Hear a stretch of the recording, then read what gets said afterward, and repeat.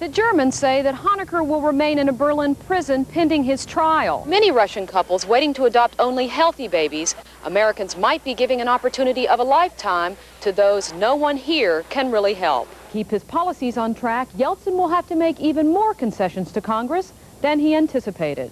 U.S. officials are saying no concessions were made to Iraq in order to win the Americans' release. This most recent act of terrorism further casts a shadow over Arab-Israeli relations, especially with Israel's elections coming up in May. Although few believe that the Mexican government had a direct hand in the killings, this may be the most important test for President Zedillo's administration. He must bring everyone back to the peace table or face a continuing spiral of violence. Gerlind Younts, NBC News, Mexico City. This is Today. At least 5 people were killed, more than 100 injured. More now from NBC's Gerlind Younts. Terrorism struck Israel again this morning with 2 suicide bomb attacks against Israeli targets. The first explosion occurred aboard a Jerusalem bus as it carried rush-hour commuters.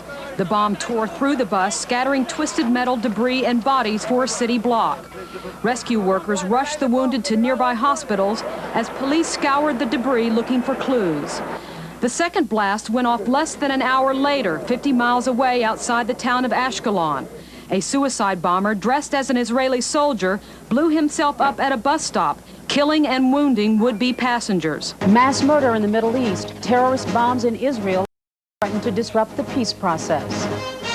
From NBC News, this is NBC Nightly News. NBC's Gerlind Younts is in Tel Aviv tonight. The bus stop was crowded with soldiers and civilians when the first bomb went off. Then soldiers began chasing a man. As they closed in on him, he detonated a larger bomb strapped to his body. The victims were mostly Israeli soldiers, headed back to their military units after weekend leave.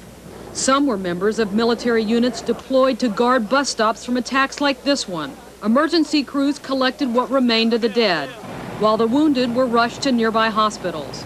Prime Minister Yitzhak Rabin went to the scene immediately. Under pressure to stop suicide bombers, he said they're unstoppable. This action now is another attempt by the extreme Islamic terror groups to achieve their dual goals, killing Israelis and halting the peace process. The Israeli cabinet tonight voted to prevent Palestinians from entering Israel from the West Bank and Gaza indefinitely. He is now shedding but the political opposition says Gaza will be closed for good, while in the West Bank, the army should get tougher. If you want to stop terrorism, then Israel must fight it, not rely on Arafat. He is just standing by, clapping his hands silently.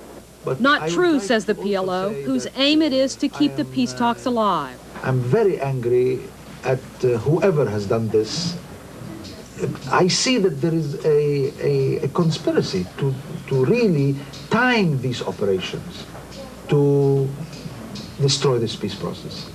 A process seen as disastrous by a growing number of Israeli opponents of the government who want all talks called off. The strategy of the Islamic extremists has been to turn Israelis against the peace process. With growing anger in Israel, the strategy seems to be working. Gerlind Younts, NBC News, Tel Aviv. NBC's Gerlind Younts joins us now live from Mexico with the latest. Hello.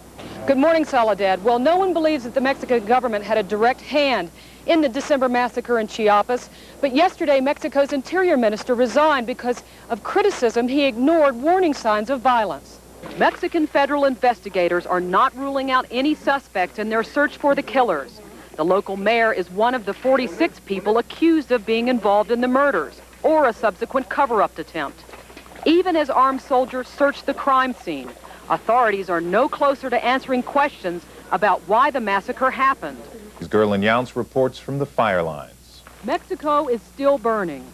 In the past 5 months, 11,000 wildfires have destroyed more than 1 million acres of forest. And while most of those fires are now out, part of the precious rainforest is still burning out of control. These are the worst fires in the country in this century. This is a national tragedy. At least 25 fires are ravaging southern Mexico's tropical forests.